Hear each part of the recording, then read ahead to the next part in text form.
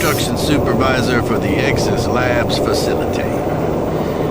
We recently reached substantial completion on the facility's engineering sector and began work on the environmental systems sector early. At this rate, we should be able to impress the big boys up at Central Authority and score our completion bonuses. And last week I reviewed the construction documents and found another item where we can cut costs. My glass subcontractor mentioned the Moxum pressure seals for the exterior windows can be replaced with much cheaper mix-on seals. I submitted the alternative material selection to the base architect for review. On our Tuesday progress meeting, he argued the mix-on seals aren't up to spec. He complained that those seals are inferior and could cause air leaks or glass blowout. What the hell is he doing? Pencil neck draftsman thinks he's designing a fancy hotel. Hey, guess what? I was building shit before he was born. Anyway, I managed to get the mix-on seals ordered. I bypassed the architect and talked directly to corporate. I shoved in the savings and that sealed the deal. We'll be installing the exterior windows in environmental in a week and he will never know the difference. I'm so convinced the glass and seals will hold up that I'm gonna take a rocket launcher and test it on those windows if need be. That'll show the stupid architect. Folsom out!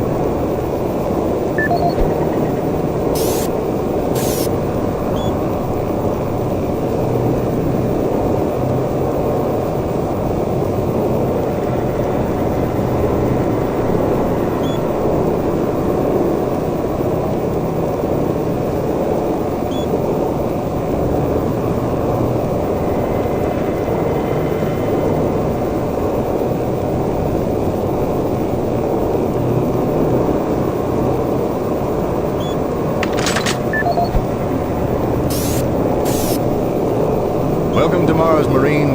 This briefing is designed to acquaint you with...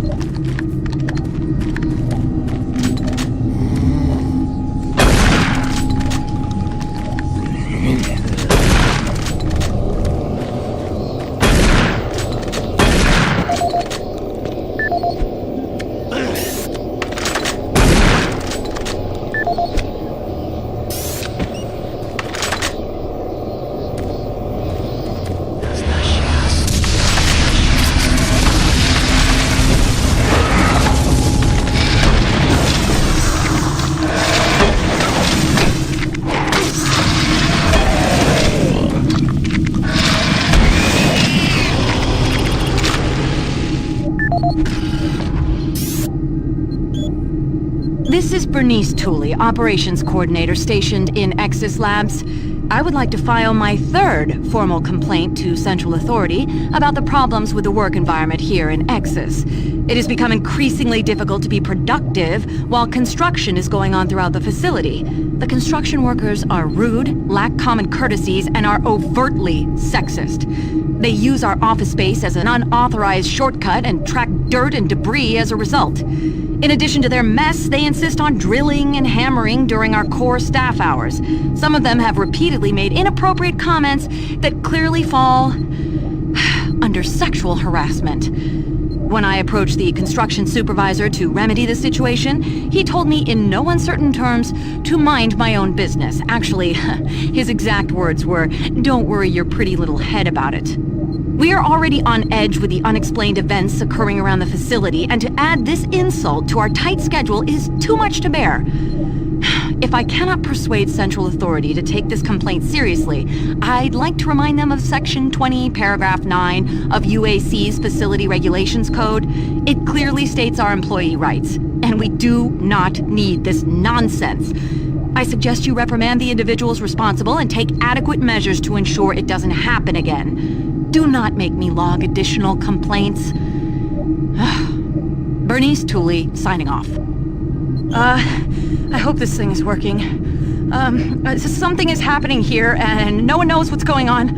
Oh, the power is going crazy. We can't communicate with Central Administration, and I've heard something like screams. I don't know. It was so disturbing. Okay, my assistant left me, and I'm all alone here. Okay, I'm gonna try to get the network working, but the systems are acting just crazy.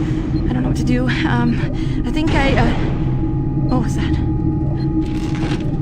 Oh God. No!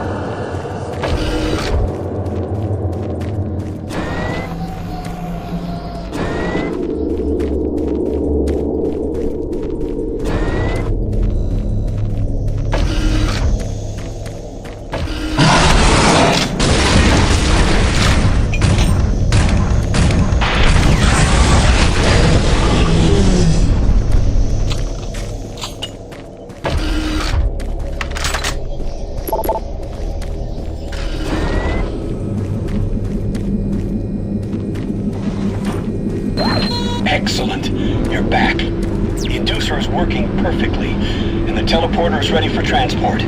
Here's the situation. There's a teleporter outpost in the other dimension, and it's still operational. It's very powerful, and it has a range that could lead those demons all the way to Earth. I would disable it myself, but it requires 2 people to do it. One person at the outpost to initiate the teleporter, and another person here to transmit a power surge to destroy it. I know it's a lot to ask, but you'll need to go to the other dimension, find the remote outpost, and initiate the startup sequence. You're our only hope of defeating this evil. I've got the teleporter ready to go. All you need to do is go into the chamber and initiate the sequence. I'll handle the rest from here. But before you go, I want to give you my personal account of what happened here. It explains everything. The advanced teleporter, how the madness started, everything. It's over there on the console. Please take it. The world needs to know the truth. And good luck. Decontamination process started. Decontamination complete. My name is Dr. Richard Myers, and I'm a research specialist stationed in Exis Labs. I don't know who'll be hearing this, but I wanted to alert someone of the disaster at Mars City. What has been unleashed across this base is an unimaginable evil, and we only have a slight chance of stopping it. The research I participated in was the next step in teleportation. To give context to my research, back in 2115, UAC researchers discovered an ancient Martian civilization. At the Urbis dig site, they found a Martian teleportation device. It was non-functional, and all attempts to start it proved fruitless. It took many years, but the researchers managed to learn enough from the device and other wall carvings to reverse engineer it. The first prototype teleporter, codenamed Project Mercury, was built in Delta Labs and became operational in 2139. This teleporter was only capable of short-distance travel and limited quantities of matter transference. It could only teleport a single test subject, small animals and chimps usually, across a room. Once testing intensified and technical data increased, we were able to fabricate more powerful teleporters. In Delta Labs Sector 3, Project Gemini managed to increase teleportation across greater distances. In addition to the increased range, we found we could begin transporting human-sized subjects. It was during this stage we began to see the effects of opening up these portals to that strange dimension. Our scientific curiosity overruled the obvious warnings, and under Dr. Malcolm Betruger's direction, we continued experimenting. On Project Apollo, the engineers developed a room-sized teleporter in Delta Lab Sector 4. It was capable of teleporting a small-sized team to destinations on this new dimensional plane. The expedition teams began exploring and setting up small research outposts. We could only teleport small equipment with the Delta 4 teleporter, and this condition frustrated Dr. Betruger. Soon after the success of Project Apollo, plans were drawn and work executed on a new facility, Exis Labs. At Exis Labs, the goal was to create a large teleporter, similar in scale to the one at Urbis. It would be powerful enough to transport large equipment, even dropships, and eventually shorten interstellar travel. Betruger was so impatient on seeing results from this research, he had the engineers start work on the teleporter once the facility reached 75% completion. We had expedition teams set up a teleporter outpost in the other dimension to link up with Exis. It was at this time I began investigating the strange stories I heard over at Delta Labs. I managed to hack undetected into Betruger's personal logs, and what I found scared me to the core. Betruger became obsessed with the findings of this new dimension. He started to push experiments regardless of the human cost. His log entries into the occult and how to harness evil powers were truly frightening. The more recent logs detailed how demons, yes, demons, contacted him through his dreams, offering him unimaginable powers. but they demanded he find a way to help them reclaim Earth. It was then I realized that this other dimension was hell itself. By the time I realized his plan, Betruger had started the invasion. Since the Exis teleporter hadn't reached sufficient functionality, I assumed Betruger decided to launch the demon invasion on Mars without it. However, the Hell Outpost teleporter is operationally ready, and it's only a matter of time before Betruger decides to use it. I'm going to try to reach Chief Engineer Rhodes in the Enpro facility to divert enough power to Exis, and with a little luck, create a big enough power surge to destroy it from here.